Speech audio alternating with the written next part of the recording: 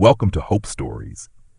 Imagine being 10 years old and hearing every single day that you are worthless, that you don't deserve love, and that no one will ever fight for you. Now imagine that same child suddenly discovering a secret so powerful it could change the course of his life forever, but also put him in greater danger than ever before. This isn't just a story about survival. It's about trust, betrayal, and the fragile hope that one person's love can be stronger than an entire world of lies. What happens when the only man you dare to believe in might not be able to protect you from the truth? Stay with us, because this journey will take you to the edge of heartbreak and show you just how far love is willing to go when everything else is stripped away. And it all begins on a night when a locked door should have meant the end. The house smelled of dust and abandonment, its floorboards creaking like a warning to anyone foolish enough to step inside. 10-year-old Michael sat curled in the corner, knees drawn to his chest, lips cracked from thirst, stomach burning with a hunger that had long since stopped hurting and turned into a dull emptiness. He had always been told by Sarah, the woman he thought was his mother, that he was broken, slow, a burden no real family would ever want. For years he scrubbed floors, carried laundry, and washed dishes, convinced that labor was the only reason he was allowed to exist. But that morning, when the family packed their bags for Houston, a fragile hope had stirred in him. Maybe life would change. Maybe he'd finally be part of something better. Instead, Sarah led him into the old shack with its splintered walls, whispered, "Stay here, don't move," and locked the door behind her. Hours passed, then days. They never came back. By the fifth night, Michael's small body was trembling uncontrollably. He had begun to hallucinate. Shadows moved like figures, whispers coiled in the darkness. He wondered if this was how children disappeared, not with screams, but with silence. Just as he felt himself drifting into the haze between life and death, headlights cut through the broken window, flooding the room with an alien glow. The door creaked open. A tall man in a tailored suit stood frozen in the doorway, his face shifting from irritation to disbelief to horror. Richard Anderson had expected to find a forgotten storage shed on the property he just purchased. Instead, he saw a boy lying on the floor, skeletal and motionless, his eyes too large for his gaunt face. Richard dropped to his knees. "Jesus Christ!" His hands shook as he lifted the child. Michael flinched at the sudden touch, a reflex born of years of harsh hands. Yet something in Richard's grip was different, firm but trembling, desperate, almost tender. Without another thought, Richard carried him outside, pressing the frail body against his chest. The drive to the hospital was a blur of screeching tires, swerves around potholes, Richard whispering words he didn't even realize he was saying. "Hold on, kid. Don't you dare let go now. Not in my car. Not tonight." At the hospital, doctors and nurses swarmed. But even as monitors beeped and IVs were inserted, Michael's eyes never left Richard's face. It was as if he had imprinted on the man who had ripped him from death's grip. When the crisis settled, when the boy lay beneath crisp white sheets with fluids dripping into his veins, Richard should have walked away. He was a CEO with empires to manage, not a guardian. But something inside him had already shifted. He found himself returning every morning, sitting by the bed, watching Michael's chest rise and fall, and every night he left with a guilt he couldn't name. Then came the papers, the police inquiries, the whispered words from a social worker. This child was never legally adopted. His identity is uncertain. He may have been taken. Each revelation deepened the knot in Richard's chest, and when Michael, with a fragile voice, asked, "Why are you being so kind to me? I don't deserve it. Sarah always said I was worthless." Richard felt the words burn like acid. He leaned closer, his voice raw. "Listen to me, Michael. You deserve every good thing in this world. Love, safety, a childhood. Sarah lied. You are not worthless. You are a child, and you are mine now if you'll let me." For the first time in years, Michael let himself cry not from pain, but from something dangerously close to hope. Richard took him home. He gave him a room painted in soft blue, shelves stacked with books, toys untouched, clothes with price tags still dangling. Michael touched everything like it was sacred, terrified it might vanish if he blinked. He whispered, "Is all this really mine?" And Richard, throat tight, answered, "Every bit of it." But the truth has sharp edges, In the quiet of his office, Richard was handed a folder thick with photographs, legal documents, and news clippings. Inside, the impossible surfaced. Michael was not Michael at all. He was Lucas Gabriel Montgomery, the lost heir to a New York empire worth hundreds of millions, a child believed to have perished with his parents in a suspicious car crash years earlier. Sarah and her husband had not been careless guardians. They had orchestrated the death of Lucas's parents and stolen him to keep the fortune frozen in limbo. Richard stared at the boy's face in the photographs, so unmistakably similar to the elegant couple smiling at charity galas. The same wide brown eyes, the same delicate jawline, the same spark of curiosity. His stomach turned as realization struck. The child he had carried from the shack was not only a victim of neglect, but the survivor of a crime so cold-blooded it redefined cruelty. He looked through the window of his mansion that evening, watching Michael, Lucas, laugh in the garden, chasing butterflies with a joy that seemed almost too fragile to last. And a question clawed at him. When the world learns who this boy really is, will he still be safe in my arms? Or will I lose him to a system, to greedy relatives, to vultures circling his fortune? Would you still trust the man who saved your life if you discovered he wasn't telling you the whole truth?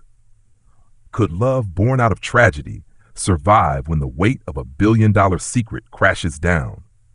And as Michael's laughter echoed through the twilight, Richard realized that the most dangerous battle was no longer with the criminals who had stolen the boy's past, but with the future itself, because soon the world would come knocking on their door.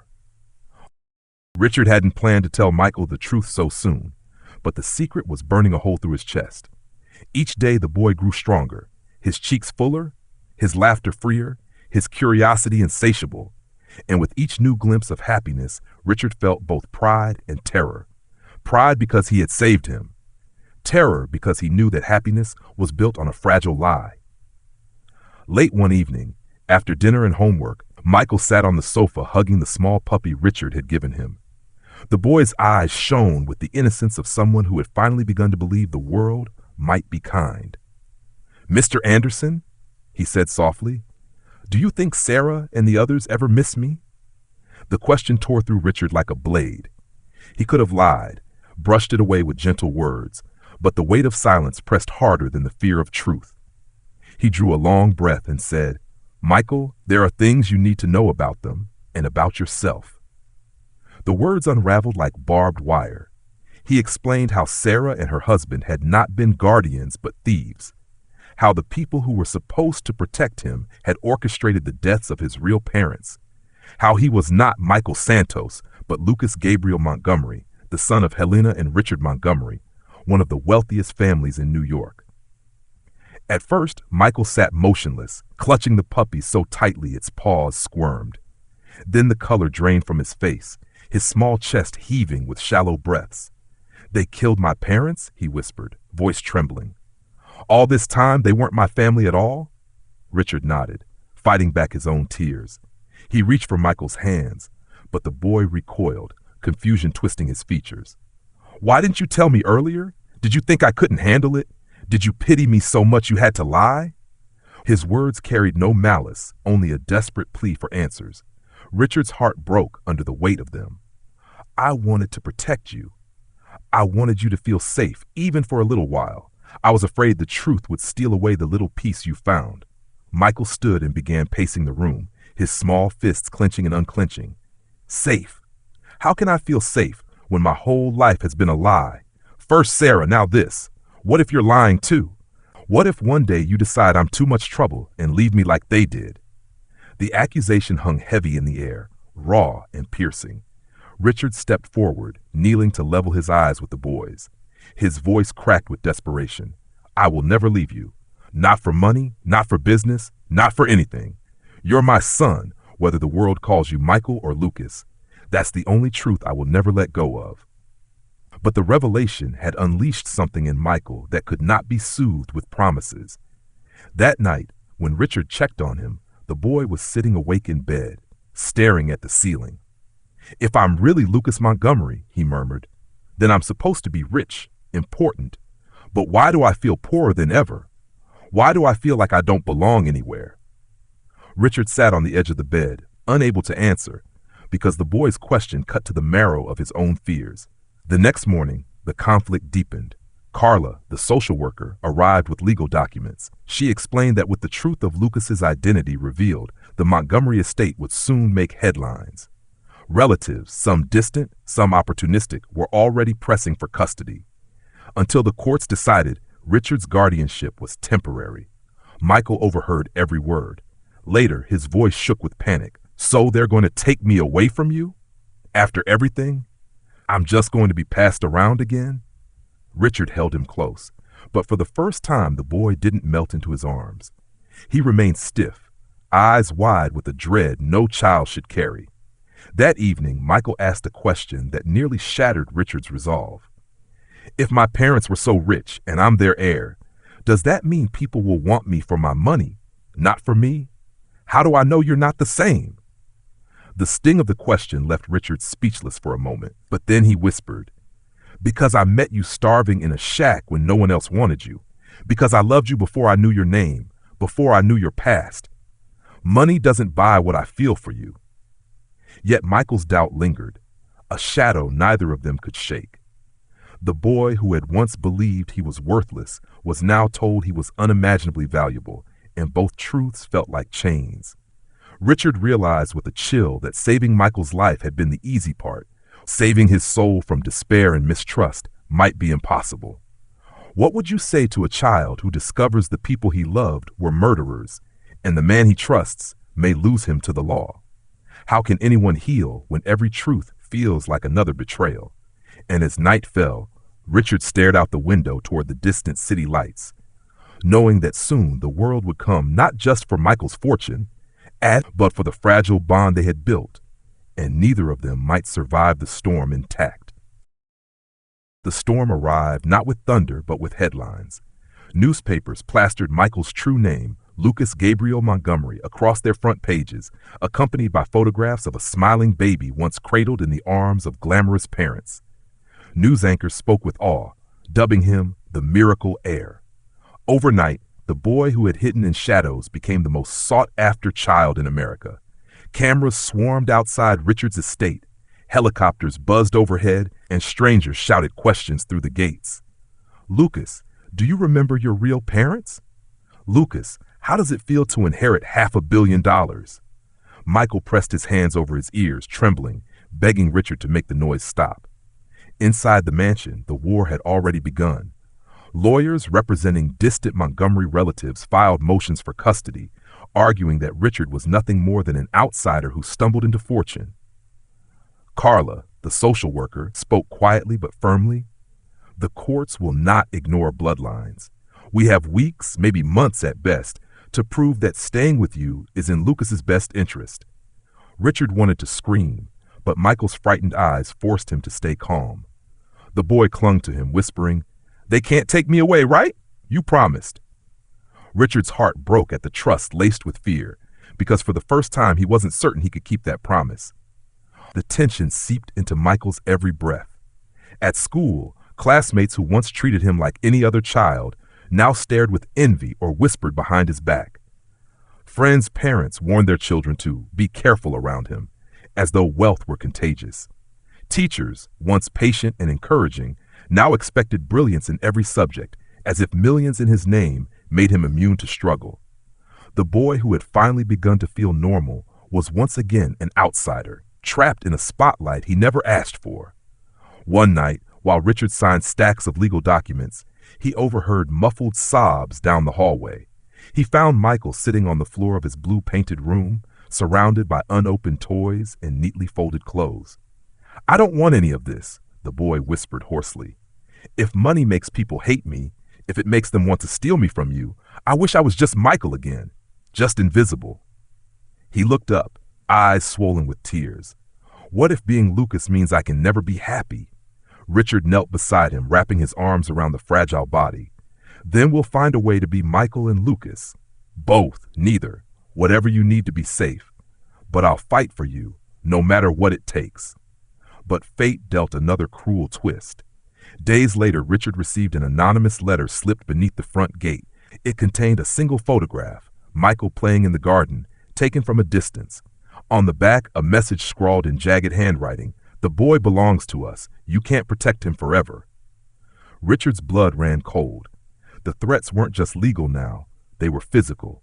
Somewhere out there, people still loyal to Sarah and her husband were watching, waiting, perhaps ready to strike.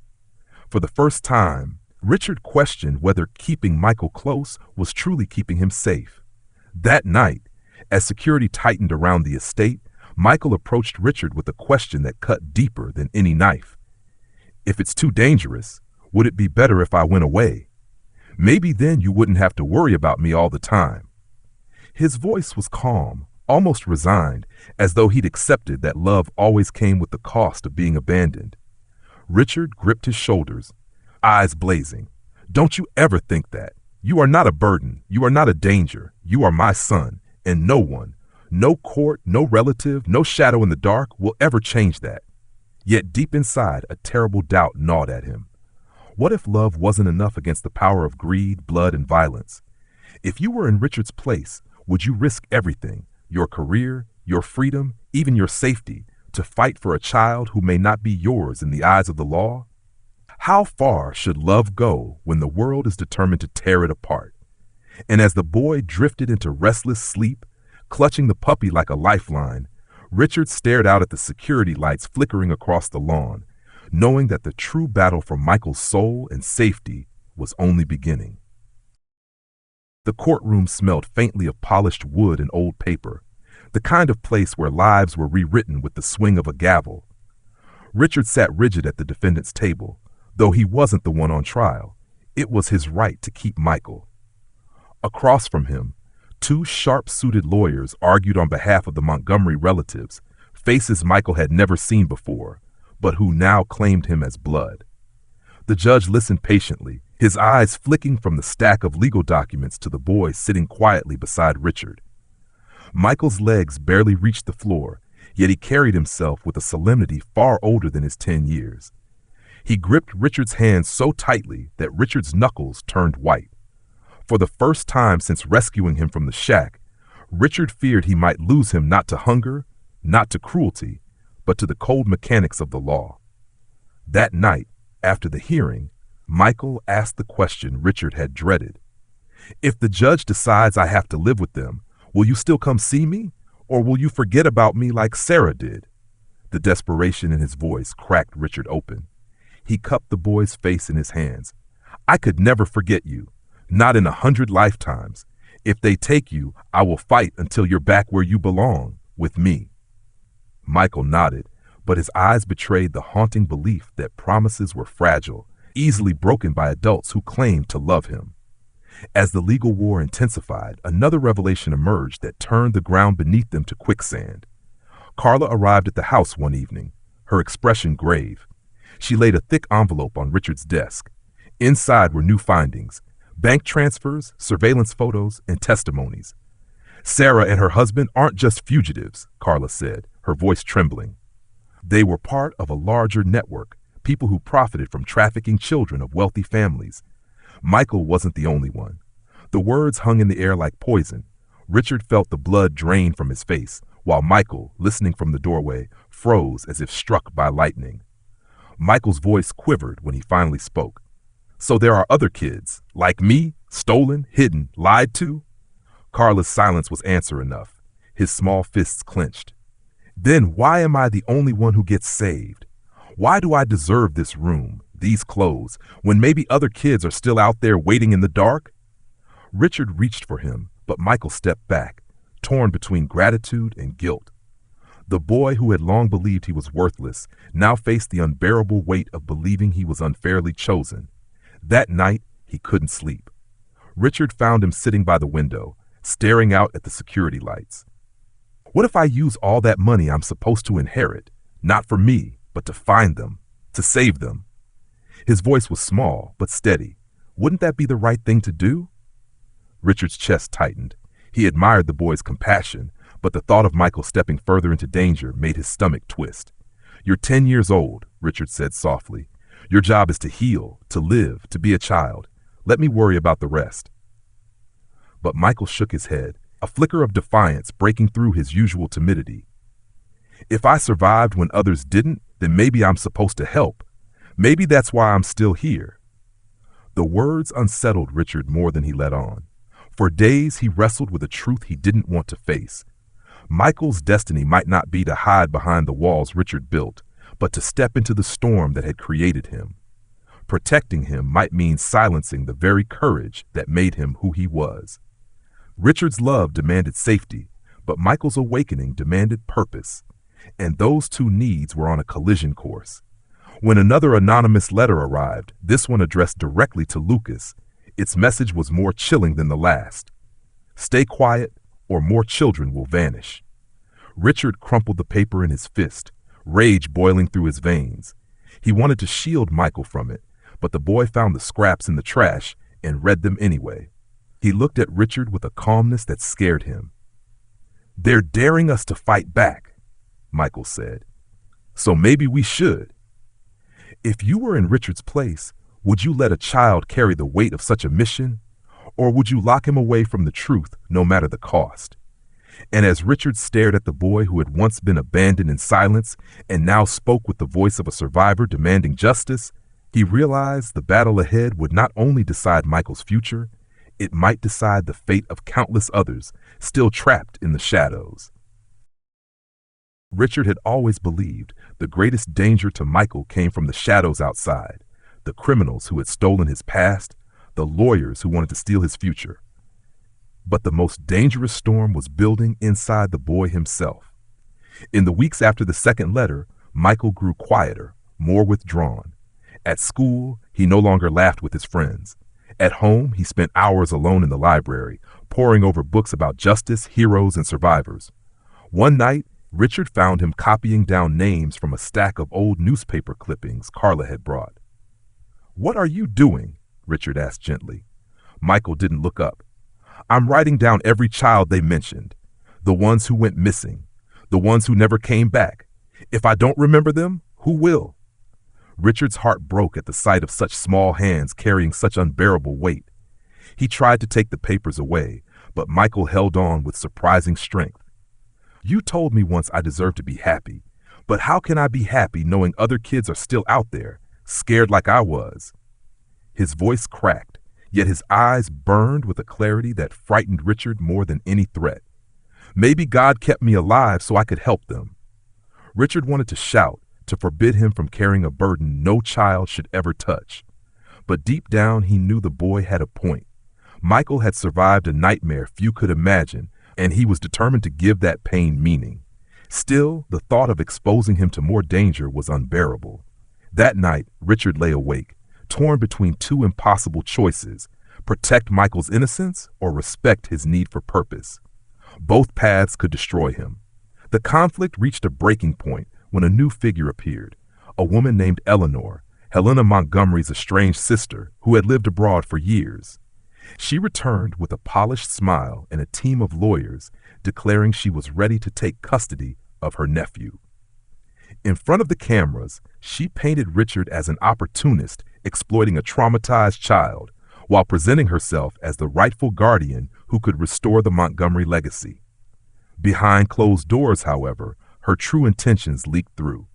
Carla confided to Richard that Eleanor had quietly liquidated parts of her own fortune, leaving behind a trail of debt. Taking control of Michael's inheritance wasn't about love, it was survival. When Michael overheard a heated argument between Richard and Carla about Eleanor, he stormed into the room. "So it's happening again," he said bitterly. "Another person wants me, not because of who I am, but because of money. Why is everyone lying to me? Why can't anyone just want me for me?" His voice cracked into a sob, but the anger in it was sharp as glass. Richard tried to comfort him, but Michael pulled away, his trust unraveling. "You promised me I'd never be abandoned again, but maybe you can't stop it. Maybe no one can." That night, Michael locked himself in his room. Richard stood outside, listening to muffled sobs. Every instinct told him to break the door down, but he didn't. For the first time, he understood that no matter how much he fought, there were battles Michael would have to face alone, inside his own heart. The boy who had once clung to him for survival was now questioning the very foundation of their bond, and Richard, for all his power and wealth, felt helpless. The next morning, Michael emerged pale but resolute. "If they're going to fight over me, then I want to speak for myself in court," he said. His small hands trembled, but his voice carried a determination that silenced the room. "I'm not just some heir to be passed around. I'm a person. I should decide where I belong." The declaration stunned Richard. Pride and fear collided in his chest. Pride at the boy's courage, fear at the consequences of giving him such a voice in a world eager to twist it. What would you do if a child you loved demanded to step into a battle that could break him, yet silence would crush him even more? And as Richard looked into Michael's steady eyes, he realized the custody fight was no longer about the law or inheritance. It was about whether the world would finally hear the boy's voice or bury it beneath greed and lies. The courtroom was silent, except for the ticking of the clock mounted high on the wall. Michael stood small yet unshaken at the witness stand, his hands gripping the wooden edge as if it anchored him to the truth. The judge peered over his glasses, lawyers shuffled papers, but none of it mattered to Michael. He had carried fear, abandonment, and lies for too long. Now his voice was the only thing that could cut through them. "I know I'm supposed to be Lucas Gabriel Montgomery," he began, his tone wavering yet clear. "I know people see money and power when they hear that name, but before I ever knew who Lucas was, I was Michael, just a boy locked in a shack, waiting for someone to care if I lived or died. And Richard Anderson was the one who came. He didn't know about my name or money or family. He only knew I was a child who needed saving. That's what makes him my father." The words hung in the air, simple yet seismic. Eleanor's polished smile faltered, her lawyers objected, but the judge raised a hand for silence. "Go on, son." Michael swallowed hard. "I don't want to be taken away again. I don't want to be a prize people fight over. I want to stay with the man who never lied to me about love, even when he lied to protect me. I want to stay with the man who taught me I deserve to be happy. That's where I belong." His voice broke on the last word, but the silence that followed carried more weight than any argument made that day. When the gavel finally struck, it did not erase the dangers outside those walls, but it gave Michael what he had begged for: permanence. The judge's ruling granted Richard full and legal custody. In that moment, the boy who had been stolen, hidden, and silenced was seen, heard, and chosen by the law itself. Richard closed his eyes, relief flooding him like a tide, while Michael's small hand slipped into his, squeezing tight as if to say, "We made it." Yet the victory was not without scars. In the weeks that followed, Michael struggled with the shadows of what he had learned. At night, he still woke from nightmares of Sarah's cold voice or the thought of other children still trapped where he once was. Richard, sitting beside him in the dark, understood that fatherhood wasn't about erasing pain, but standing guard through it. And slowly, the boy began to heal in ways that surprised them both. He returned to school, and though the whispers remained, his classmates saw not just the heir with a fortune, but a child who had faced the unimaginable and stood taller for it. On the anniversary of the day Richard found him, they visited the graves of Helena and Richard Montgomery. Michael laid down white roses, his hands trembling, and whispered, "Thank you for giving me life. I'm sorry I never knew you, but I carry you with me, and I promise I'll use what you left me to help kids who still wait in the dark." Richard stood back, tears burning his eyes, as he realized the boy had chosen not just survival, but purpose. Months later, the Montgomery Foundation for Children opened its doors. It bore Helena and Richard's names, but its heart belonged to Michael. Reporters asked him if he felt pressure being the youngest heir in America. He answered simply, "Pressure means nothing compared to being forgotten. I know what that feels like, and I don't want anyone else to feel it." Cameras flashed, applause roared, but Richard's gaze was fixed only on the boy beside him, the boy who had once been nothing and was now everything. Years would pass, scars would fade but never vanish, and Michael's journey would remain a story of loss transformed into light. For Richard, the truth crystallized in quiet moments. Watching Michael fall asleep with a book clutched to his chest, hearing his laughter ring through a house once filled with silence, feeling the weight of his hand held tight in public and private alike. He had saved a child's life, but in the process, that child had saved his. And so, the story closed not with wealth reclaimed or justice fully served, but with something far more enduring. A father and son bound by love that neither blood nor betrayal could sever. What are your feelings after following Michael and Richard's journey from despair to hope? Comment 100 if this story touched you. Which country are you watching from? Share this video with your friends to spread its message, and thank you for being part of Hope Stories.